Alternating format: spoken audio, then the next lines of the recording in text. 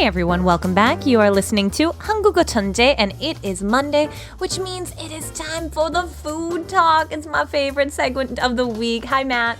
Hi, Kayla. I'm so excited because we started talking during the show already. We were talking about chicken, which got me in the mood to talking about food already. So Sure. I'm already on the verge of drooling on this microphone.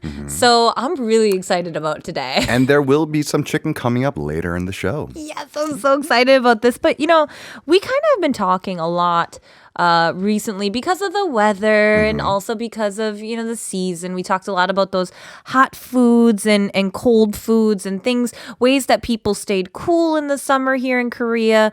But the thing that we had briefly mentioned last week before we kind of had wrapped up the show was just how Korea really likes to have that hot foods for the hot summer thing as well. Absolutely. I mean, I think if you ask most people here in Korea why they eat hot foods in the summer, it's to beat the heat. And I'll tell you what, it's not just because of traditional medicine.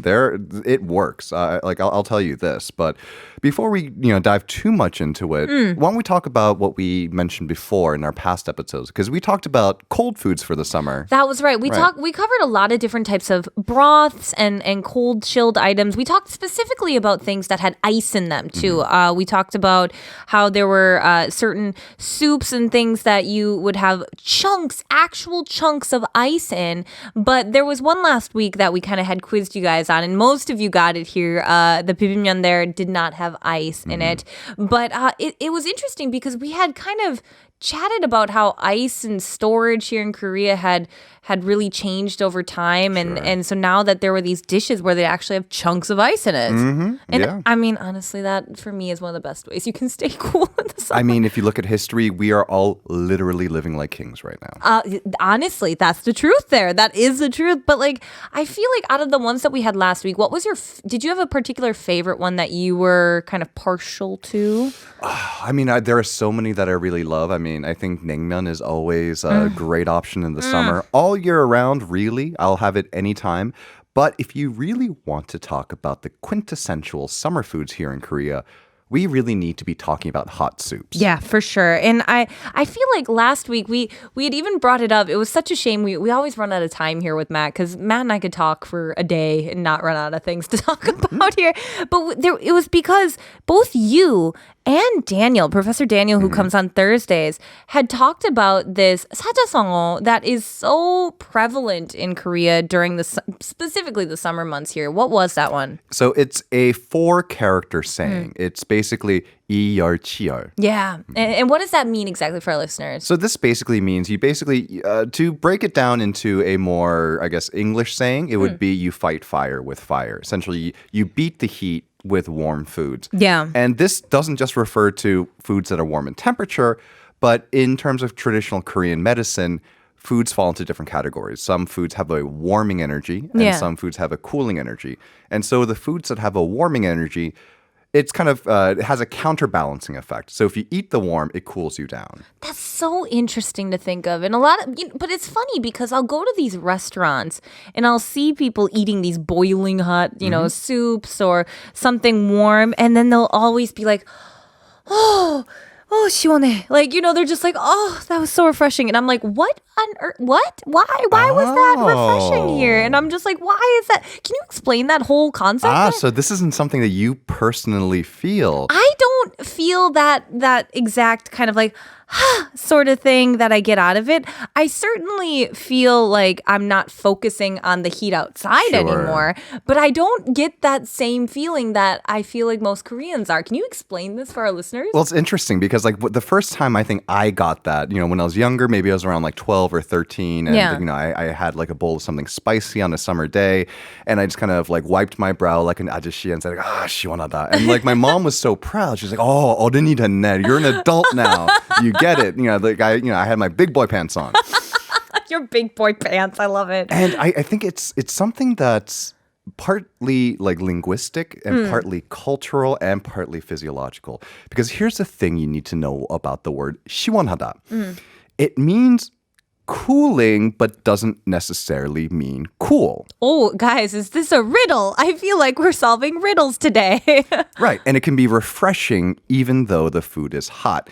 I think when we're talking about it in its most basic form, I think you can really think about it like walking out of a steamy shower into like an air-conditioned room. Yeah, oh, that feeling of just like, 시원해. Right. It's a 시원해. sensation. It's not just the fact that something is cool because this might break your brain a little bit. Something that's cold can be 시원해. Yeah. But 시원해 doesn't always mean cold. Cold. Right. I would say, yeah, when I often use 시원해 as well, I like when you have a nice massage. Right. And you get rid of all that stress and tension and you're just like, 시원해. Oh, it's so like refreshing, but it's not cold. It's not anything like that. It's just that feeling of like. So you're starting to get there. So what you need to do is kind of separate that feeling or the feeling that you get, say, after drinking an ice cold water on a hot day, separate it from the temperature. Just focus on that sensation itself. And if you start focusing on how that makes you feel, then you realize there are a lot of different things that bring you that feeling that aren't necessarily something that's like cold in terms of temperature. Okay, yeah, I can picture that. So something that's like light and refreshing. Something that makes you go, ugh. Like, just, yes. Oh, we have some comments in here. Silly Siri says, warm food in an air-conditioned space during the sweltering summer heat is great, but not so in hot and humid rooms, tents, and other high-temperature places. Thoughts on this? I think that, yes, warm food in an air-conditioned space is great. It's kind of like sleeping with a blanket on when the air conditioner is on. I love that. Yeah, I love that everyone, feeling. that's such a universal thing. But I think there is also something to be said about, say, eating a hot bowl of something in like outdoors in like a 시장 where there's no air conditioning. Yeah. I think it's an acquired taste. You have to be able to get there. Okay. It's about pinpointing that feeling. And separating that feeling away from the temperature. There are of it. so many terms in Korean that refer to so many of these like intangible, very hard to pinpoint feelings, but once you get it, you get it. It's like when you're trying to say the example I always try to give is like when you try to explain the term 답답해 to somebody. Oh my goodness, I can't stand trying to explain this word. It's like it's like but once you got it, right? Exactly. And Same thing. I actually had this moment with our PD today. We were talking about 얼큰하다. And I was just like, okay, yeah, like it's both hot, but it's also spicy. But it's not like 칼칼하다. Yeah. And it's not 맵다, but not it's 매콤하다. it's not 매콤하다. There's like these little nuances. Sure. But it's like, I guess you could break it down into like, it's for soups that are both hot and spicy, I guess. But there's like these nuances to it that once you know it, you're like, aha, that's that feeling. Yes. That's what that is. Oh, and Yellow Ham here says, when I'm tired, I drink some hot soup. It's really refreshing. That's what you're talking about, right? Right. Okay. I think the thing that you find the most in Western cuisine, that's probably the closest analog to this, you're hungover in the morning and you're having your first cup of coffee. It's that feeling. That feeling. I love that feeling. I think most Western listeners will now be able to kind of get what we're talking about. Oh, yeah. Or if you go, like, for people living in Korea and you go and get some, like, haejanguk or something. Exactly. Oh, I love a good haejanguk. It's so delicious. Jam Jenu says, how do you spell that? I'm sorry, Romanized Korean is amazing. 시원해 is 시원해. Yeah, 시원해. So like W-O-N. W-E-O-N. E-O-N, yeah, 시원해. So, but when you say it fast, I can understand. It kind of sounds like that here. Vrumi says, you're trying to explain 답답해, but you became 답답해. There you go. It's one of those things about language. It's like trying to define a word without using the word. Exactly. Well, I feel like we should kind of kick it off here by teasing our listeners. We got a nice little quiz that we've got here. Let's take a listen and see if anyone gets anything right. Let's go. 다음 중 차갑게 먹어야 하는 여름철 보양식 음식을 고르시오. 1번 갈비탕 2번 삼계탕 3번 전복죽 4번 초계탕. And beamed up we went. Well, okay, one more time for our listeners. Matt, do you think you could read that out in English for our English listeners? Sure. So this quiz, you have to choose the summertime 보양식, the summertime, I guess, like stamina food that you have to eat cold. So number 1 is galbitang or galbi beef rib soup. Second is samgyetang, chicken with ginseng soup. Third is 전복죽 or abalone rice porridge. Or number 4 is 초계탕, which is chicken and vinegar soup. Okay, so like we both know the answer to this here, but we'll give our listeners some time to answer the quiz here. So either send us number 1, 2, 3, or 4 and let us know what your thoughts here are on this summertime food that you need to eat cold. But for us, I feel like we kind of should give a quick recap. We have talked about 보양식, I swear, at least 10 times Sure. on this show, have we not? What is 보양식? As you said, it's like that stamina food, that food that like energizes you in the summer. Yeah, in the summertime. Like it's specifically for when here in Korea, they say that when it gets hot, your kind of appetite goes down, your energy levels go down. I know this. I've been taking a lot more naps lately. And these are foods that are supposed to kind of bring you up. And it's not a hard and fast definition, right? It's kind of like the term holiday food. Yeah. You know, anything can be a holiday food, but there are certain foods that are more holiday food than other holiday foods. Oh, yeah. 보양식 is a similar term. There's not hard and fast. That is such a good example of it because I was trying to explain 보양식 and I was just like, yeah, it's like those foods, it's like a specific feeling to them. And I'm like, I said, think of like those ginger snap cookies. I always associate them with Christmas for me because that's when I was always eat. Not that you can't eat them at other times, but they just feel very holiday and like, you know, for the Western family perhaps here. In general, like these foods have some form of protein in them, some sort of meat or seafood, and then has some kind of water in them. So whether it be a broth or say like chuk, porridge, you know, that's traditionally always been a way of like getting water into your body by cooking lots of water into the rice. Ooh. It's like chuk is almost a water delivery service. It is amazing too. I always have chuk. I don't know when chuk became like the chicken noodle soup of my life, but anytime I am feeling even remotely kind of queasy or nauseous, I go get some chuk and I am fine. It all comes down to protein, water, and easy to digest. Oh, it's so good. And we've got a ton of messages coming in here. Kurt says number 2. Gab as well says number 2. 2 seems to be very popular. Yellow Ham also says 2. Kim Siun says, 다 따뜻하게 먹는 거 아닌가? And Grassy says 4. And Fash it says 4, I guess, can be eaten cold. Well, we know the answers here. Let's go through some of these here in the first place. So we were just talking about that 보양식 here, and I feel like galbitang is a really big popular 보양식 that we have here. That rib, is it beef rib or pork rib? Beef rib. Yeah, beef rib soup here. There was a really good place near my old house I used to go to all the time that was just money.